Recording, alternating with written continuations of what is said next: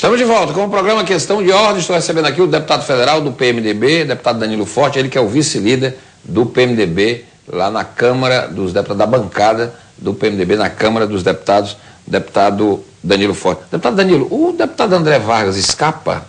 A situação do deputado parece que complicou cada vez mais, agora com denúncia até de lavagem, lavanderia, etc, etc. Ele renunciou ao posto dele, ele era o vice-presidente da mesa, presidida pelo deputado Henrique Eduardo Alves, mas foi aberto já o processo de investigação no Conselho de Ética, quebra de decoro. Qual é a sua impressão? Porque a votação é uma votação, se for recomendada a cassação, a votação é aberta. A situação do deputado tem escapatória? Para realmente complicou demais a situação do deputado André Vargas. Ele ali se confundiu nas respostas, inclusive naquele pronunciamento que ele fez na Câmara, e criou uma contradição, que é a principal arguição do relator com relação ao pronunciamento dele, porque é impedido, né, o exercício da mentira na Câmara dos Deputados.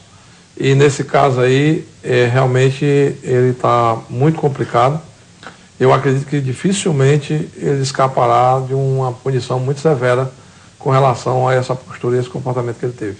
Aliás, ele já está inelegível, né? Porque mesmo que ele renuncie agora, já foi aberto o processo do Conselho de Ética e ele já é enquadrado na lei da ficha limpa. Portanto, ele não poderá ser candidato nas eleições deste ano, mesmo que ele renuncie a um mandato para evitar uma cassação. Ele já fica inelegível por 8 anos, segundo eu li na imprensa, já da aplicação da lei da ficha limpa. Deputado, não é isso? É fato. Deputado, como é que o senhor está vendo aí nesse ano de eleição? Como é que vem o PMDB? Vamos começar em Brasília, depois a gente vem para o Ceará, porque parece que o PMDB está, como se diz, prego batido e ponta virada, deve disputar a eleição também aqui no Ceará. Como é que está o cenário nacional, o rompimento da aliança do PMDB com o PT? Parece que já se dá em vários estados da federação, inclusive no Rio de Janeiro, enfim. A gente, desde o início, eu posso falar de carteira porque eu voto no Lula desde 89, venho do movimento estudantil, da esquerda, e não tenho problema de falar disso.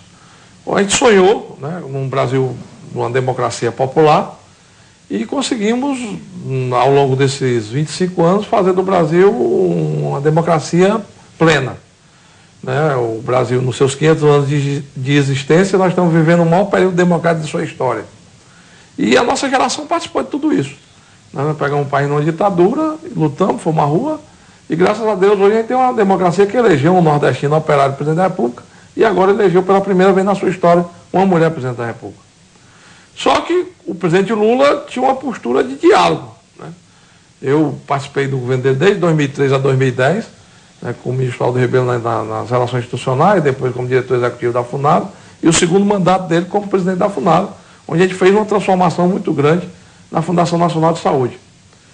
Inclusive tentando exatamente mudar o perfil administrativo e político dela. Tanto é que a FUNASA saiu aí das páginas policiais para ser uma gestora e executora na política de, principalmente, saneamento básico no país, nos pequenos municípios. E quando adentrou no governo da presidenta Dilma, a gente até fez um manifesto no PMDB, assinado por 56 deputados em 2011, questionando a formatação das políticas públicas, o fechamento do governo, né, a falta de diálogo, principalmente com a base aliada, e a necessidade de uma mudança de postura para que a gente pudesse ter um governo harmônico, participativo e que desse orgulho para nós PMDBistas de participar desse governo. Esse documento foi entregue ao presidente Michel Temer, vice-presidente da República, e ele ficou de fazer esse debate interno dentro do governo.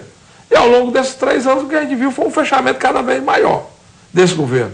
Né? O núcleo palaciano, todo formado por integrantes do PT, e o núcleo econômico também todo integrado só, exclusivamente por petistas, em detrimento exatamente do partilhamento dessas ações.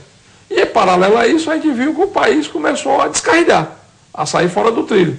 A economia dando sinais de dificuldade na retomada do desenvolvimento, do crescimento econômico, né? E as oscilações, né? A volta da subida dos juros, né? A concentração de renda, né? Que está muito violenta no país.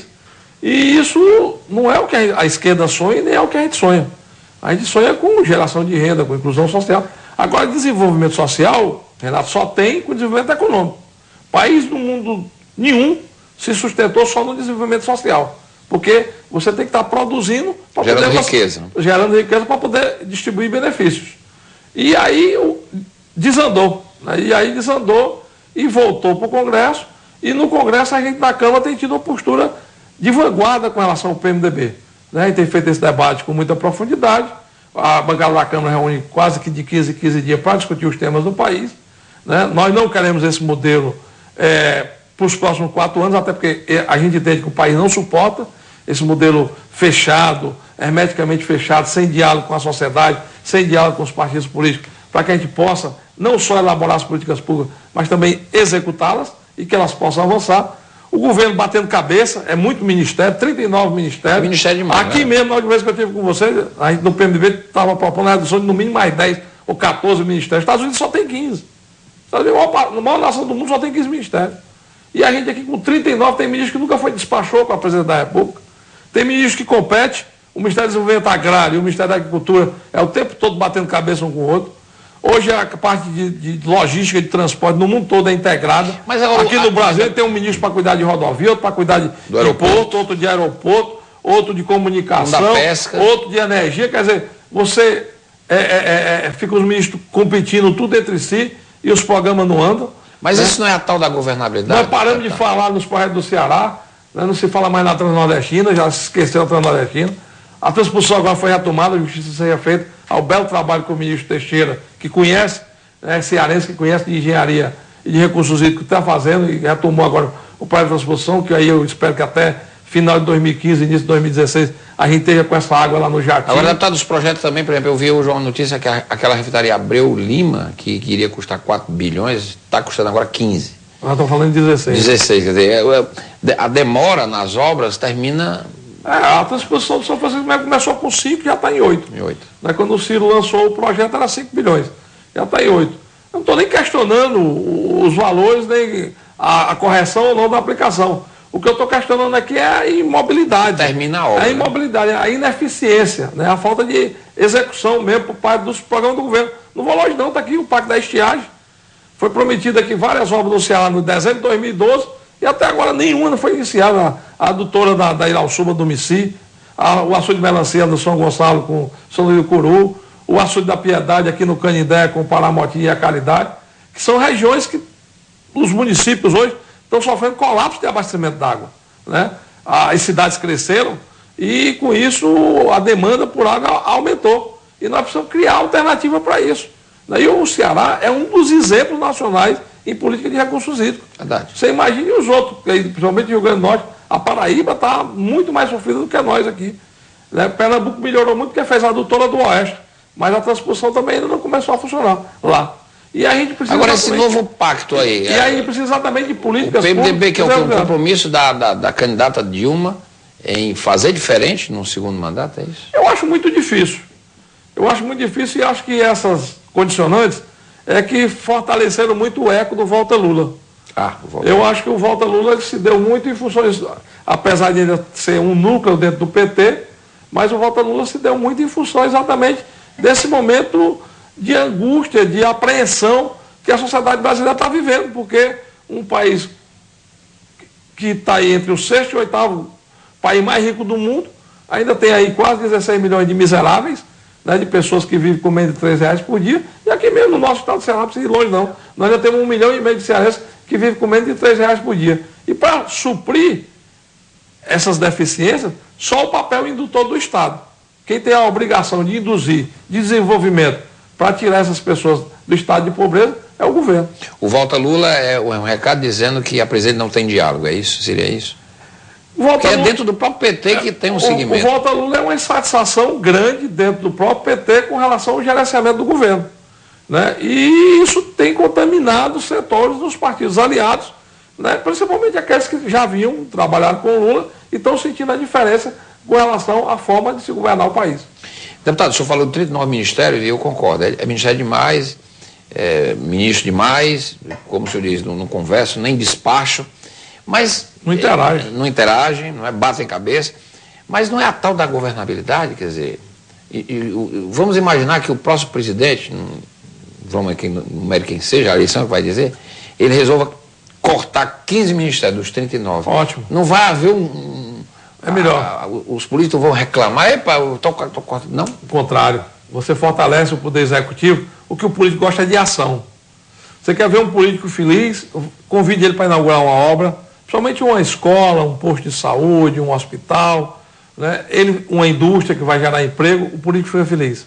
O que o político fica triste é quando ele fica isolado da política. Quando ele quer ter um papel na política e fica tolhido exatamente por causa dos cartórios dos partidos. Essa política de conluio partidário é que afastou os políticos, porque ficam os presidentes dos partidos todo dentro de um conceito único de governabilidade, se partilha a direção para atender todas as demandas de todos os partidos, e no Brasil está muito pulverizado, E não funciona. está cheio de partido de aluguel aí, isso tem que acabar. Nós temos que fazer essa reforma política para acabar essa pulverização, porque virou negócio, gente vendendo legenda para o cara poder ser candidato, gente vendendo tempo de televisão, é uma esculhambação, né? E isso precisa ser extinguido da nossa política, até para poder a gente ter uma política que funcione no papel que ela tem. A política não é perversa, a política não é ruim.